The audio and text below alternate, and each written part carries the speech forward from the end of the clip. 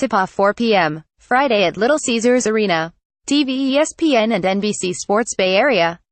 Radio KGMZ 95.7 The Game in Oakland and San Francisco, KRTY 95.3 in San Jose, KION 1460 and 101.1 in Salinas and Monterey.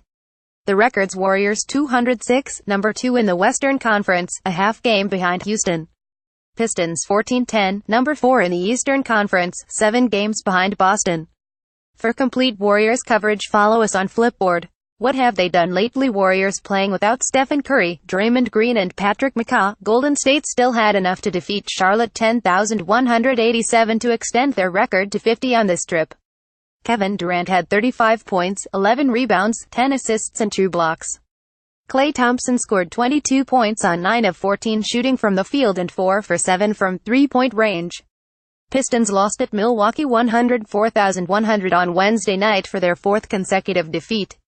The score was 7,676 entering the fourth quarter when the Bucks led off the period with a 141 run.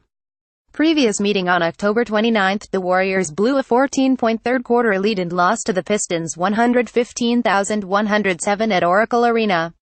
The Warriors had a season-high 26 turnovers that produced 33 Pistons points. Thompson scored 29 points, Durant had 28, and Curry had 27. Injury update: Curry is out because of his sprained right ankle and won't be evaluated again until December 19. Green sat out Wednesday night at Charlotte because of a sore right shoulder, and is listed as probable for tonight. With this being the Warriors' only game in Green's home state of Michigan this season, it would have been hard to imagine him missing this game. McCaw missed the Hornets game because of concussion and has been declared out. Zaza Pachulia started Wednesday night but aggravated his sore left shoulder and left the game with 729 left in the first quarter and didn't return. He is out tonight. Andre Iguodala's sore left knee is probable. Pistons forward John Lure hasn't played since October 31 because of a left ankle sprain. Rare feat: the Pistons can do something no Eastern Conference team has done to the Warriors during the Steve Kerr era sweep the season series from Golden State. The Warriors had their chance to avoid this predicament in the first meeting.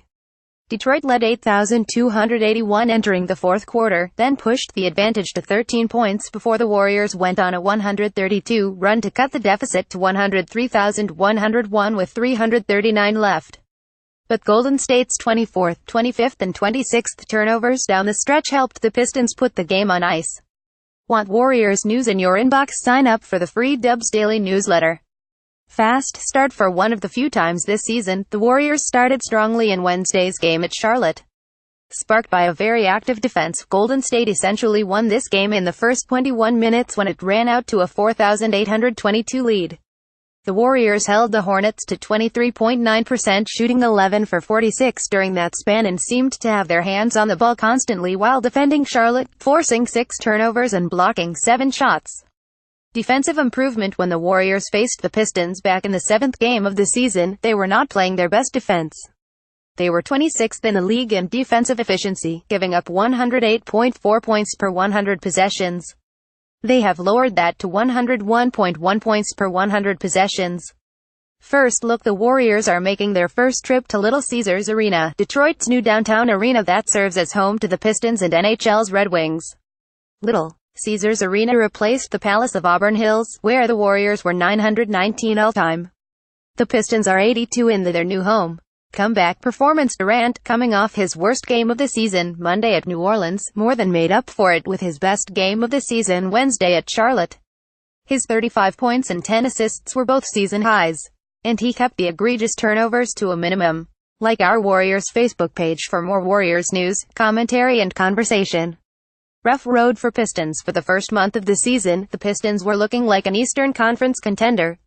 They were 103 and right behind the Boston Celtics. Then Detroit hit a rough patch in the schedule with 9 of 11 games on the road. During that stretch, the Pistons were 47, including 36 on the road, and dropped to 4th in the conference. Detroit has shot only 45.0% during those 11 games. Force in the middle: Andre Drummond leads the NBA in rebounding with a career-high 15.3 per game. He also has become a much improved shooter from the line. This season, Drummond is shooting 62.2% on free throws, a far cry from his career mark of 38.1% entering this season. He has removed himself from the list of candidates for the hacking strategy. Another area improvement is Drummond's passing. He is averaging a career-high 4.0 assists this season, and his total of 95 in less than a third of this season already exceeds his best regular season total. On Wednesday night at Milwaukee, Drummond had 27 points, 20 rebounds and 6 assists. It's Friday night. Warriors rookie forward Jordan Bell has been impressive on Friday nights recently. Last Friday in Orlando, Bell played 15:38 and had a career-high 16 points on 8 for 10 shooting, 4 rebounds, 3 blocks and a steal. On November 24 against Chicago at Oracle Arena, Bell made his first NBA start and had 7 points, 6 rebounds, 4 assists, 2 steals and 6 blocked shots in 2,623. In 3 Friday games this season, Bell is averaging 9.0 points on 81.3% shooting, 4.0 rebounds, 1.3 assists, 3.0 blocks and 1.3 steals in 15.7 minutes. Triple threat Detroit starting guards Reggie Jackson and Avery Bradley, plus reserve Ish Smith, were too much to handle for the Warriors in the first meeting in October. Jackson had 22 points on 8 for 12 shooting and 2 for 3 on three-pointers. Bradley had 23 points on 8 of 13 from the field, including a red-hot 5 of 7 from a long distance. Smith played only 18-20 yet scored 16 points on 6 for 7 shooting. All told, the trio scored 61 points, shot 22 for 32, 68.8%, including 7 for 10 from three-point range.